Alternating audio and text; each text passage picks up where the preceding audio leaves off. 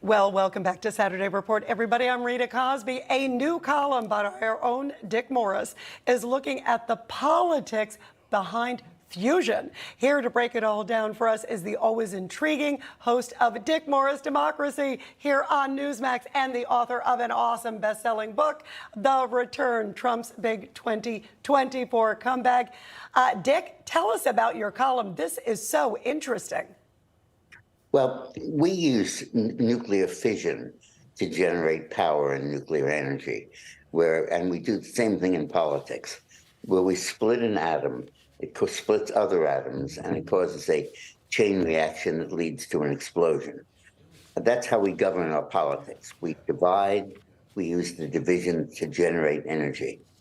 But there's also nuclear fusion, where you bring stuff together and you combine two helium atoms, and that generates a vast amount of power and very few byproducts. It seems to me that the political world is round, not linear. It's not right, center, left on a continuum. It's a circular process. The left and the right agree with each other on a lot of stuff, and they disagree with the center. The establishment, the deep state, the surveillance society, call it what you will. And I think that there's a tremendous politics here, a fusion of the left and the right. And Bobby Kennedy, I think, is opening the door to it. And I think Donald Trump could walk through it. When you look at issues like pesticides that cause cancer and overuse of antibodies and surveillance by the IRS and by power meters in our home and digital currency denuding us of privacy, on a host of those issues, many, many more, the left and the right essentially agree. And they disagree with the establishment that's in the center that wants to protect those powers.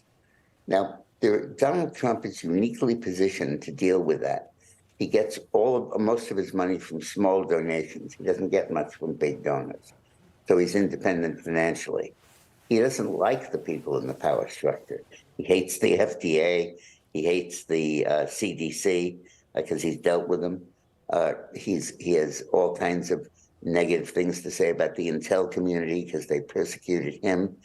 And he has the independence and the standing and the power to forge this relationship between the left and the right. And I think he should be talking about a lot of issues where both of them feel the same thing in common and make common cause against the establishment and against the center. And that's why my column is entitled The Politics of Fusion. Well, very neat and very interesting because you're right. Donald Trump's sort of the everyman reaching to, and we've heard all the deep state stuff. It's a really fascinating combination there. You don't need somebody warm and fuzzy and nice to build the coalition. You need somebody strong and independent and determined to resist their propaganda and barrel through their vulnerabilities and expose the center and talk about the virtue of the positions that the left and the right are sharing in common. All right. Well, Dick, very good points. And we certainly need a strong leader right now, given all the dynamics of what's going on in the world.